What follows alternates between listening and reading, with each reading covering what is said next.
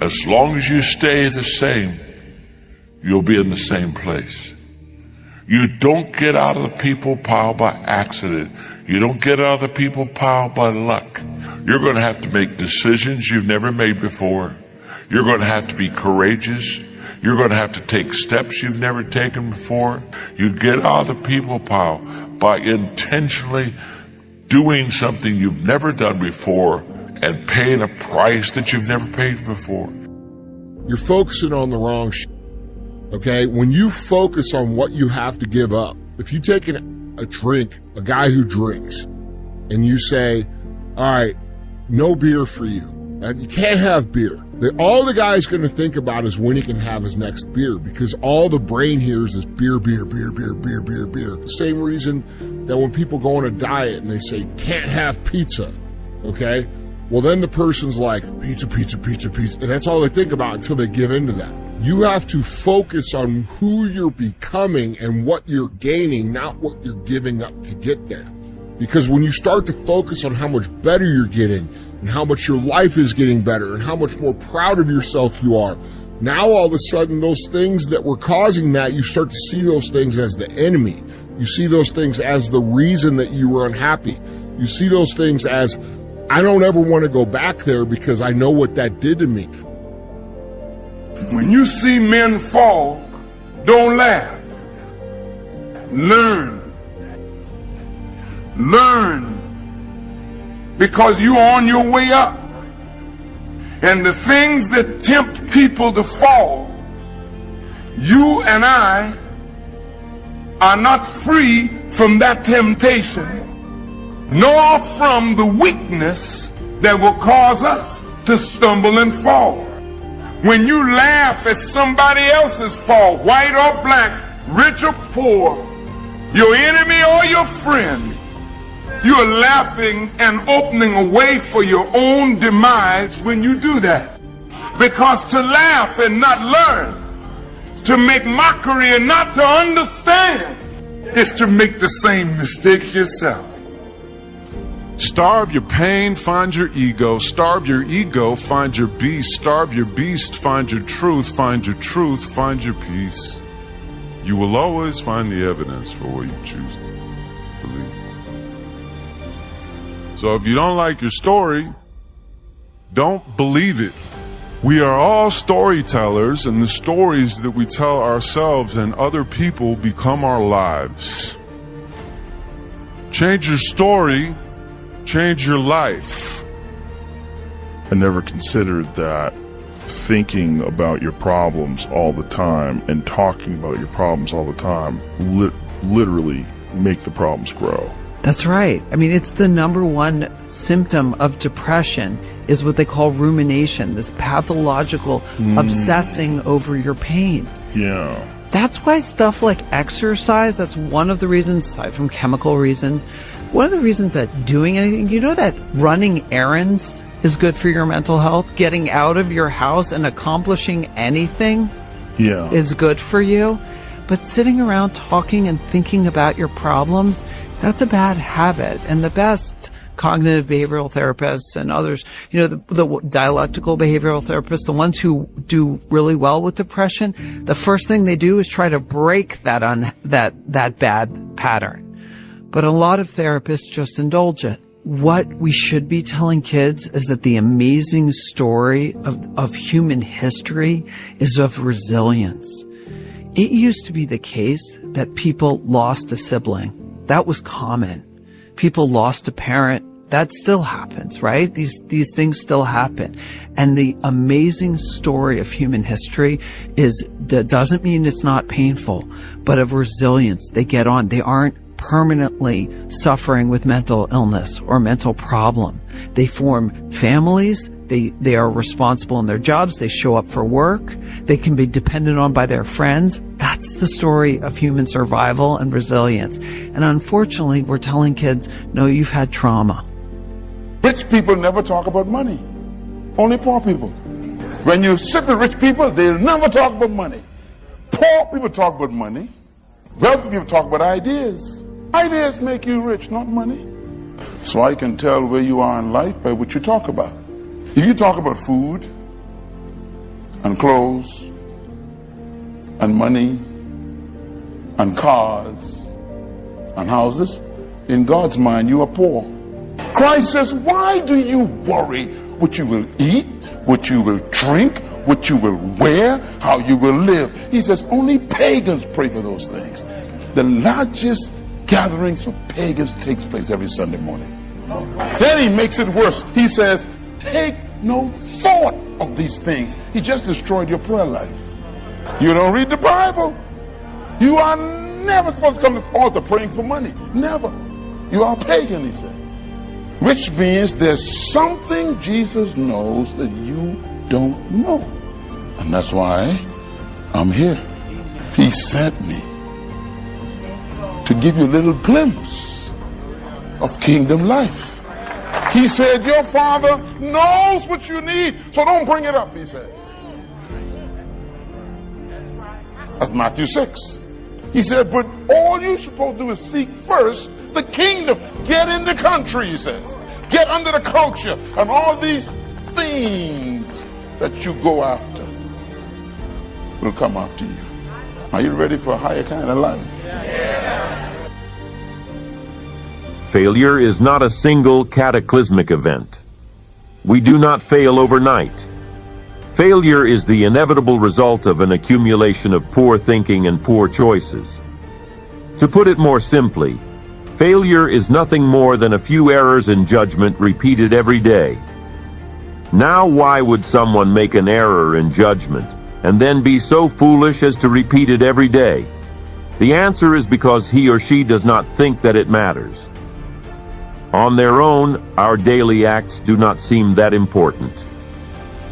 A minor oversight, a poor decision, or a wasted hour generally don't result in an instant and measurable impact. More often than not, we escape from any immediate consequences of our deeds.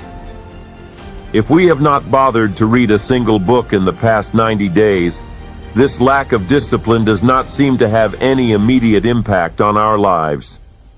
And since nothing drastic happened to us after the first 90 days, we repeat this error in judgment for another 90 days, and on it goes. Why? Because it doesn't seem to matter. And herein lies the great danger. Far worse than not reading the books is not even realizing that it matters. Those who eat too many of the wrong foods are contributing to a future health problem. But the joy of the moment overshadows the consequence of the future. It does not seem to matter. Those who smoke too much or drink too much go on making these poor choices year after year after year because it doesn't seem to matter. But the pain and regret of these errors in judgment have only been delayed for a future time. Consequences are seldom instant. Instead, they accumulate until the inevitable day of reckoning finally arrives and the price must be paid for our poor choices, choices that didn't seem to matter. Failure's most dangerous attribute is its subtlety. In the short term, those little errors don't seem to make any difference. We do not seem to be failing. In fact, sometimes these accumulated errors in judgment occur throughout a period of great joy and prosperity in our lives.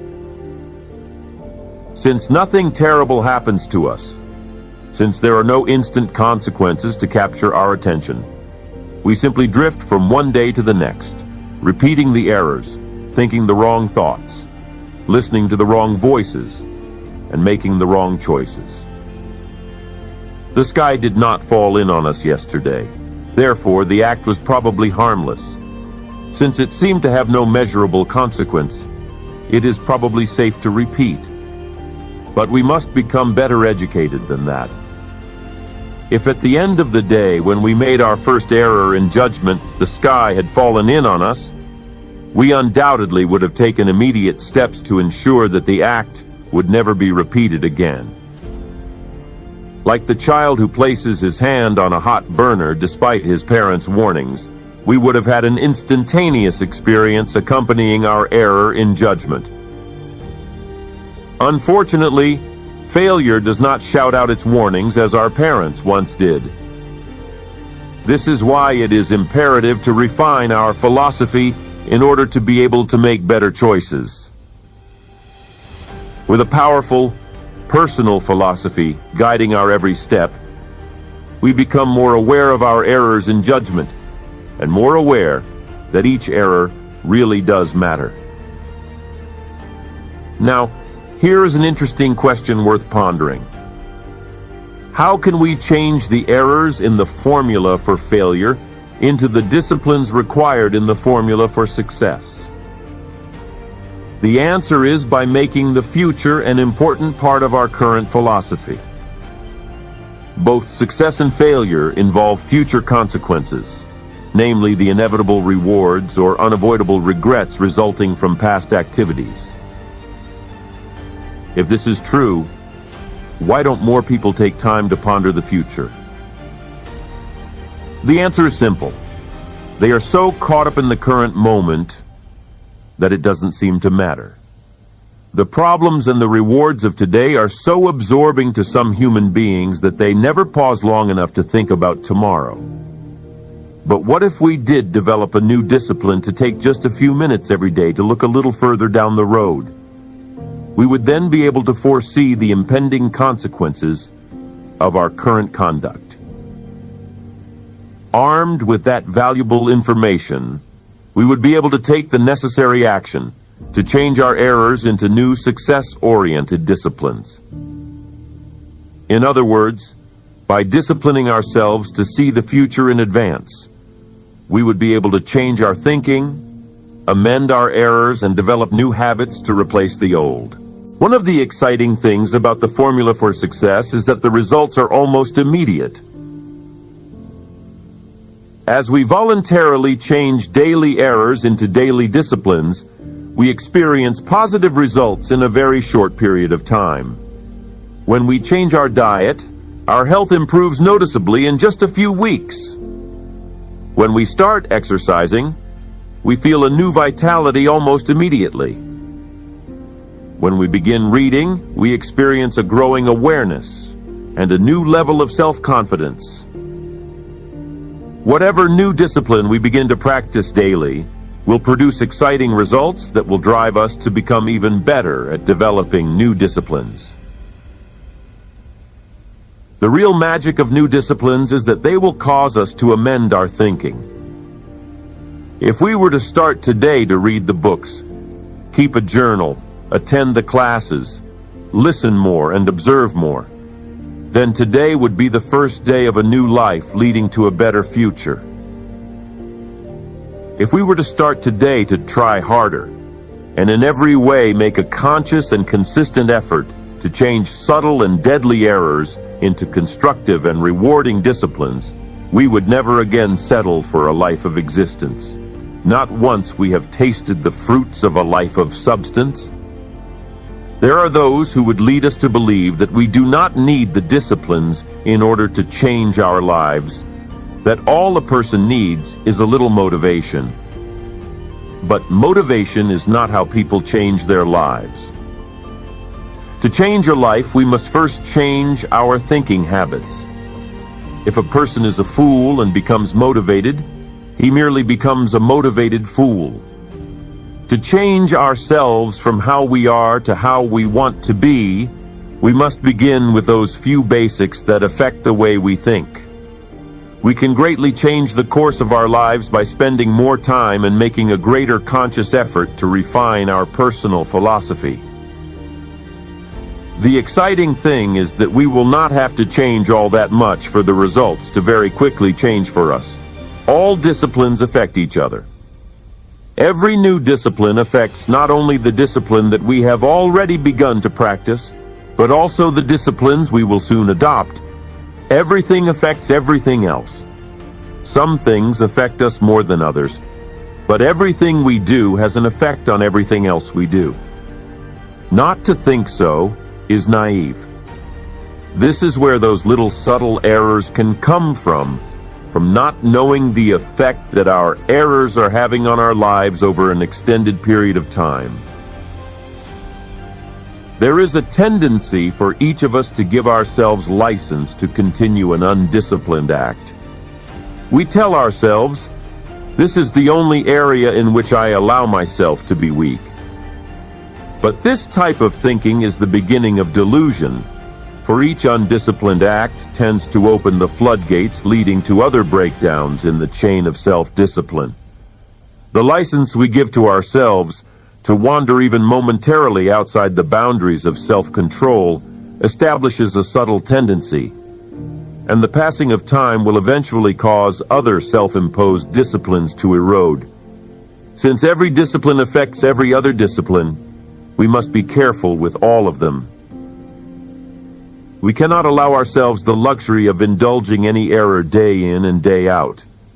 Remember, every liberty we give ourselves to continue with an error has an effect on all of our other good habits, which in time has an effect on our future performance. But here is the positive side. Every new discipline affects all of our other disciplines. Every new discipline that we impose on ourselves will affect the rest of our personal performance in a positive way. The key is to keep looking for every small discipline we can find that will cause us to refine our thinking, amend our errors, and improve our results. We must continue looking for even the most insignificant of those errors in judgment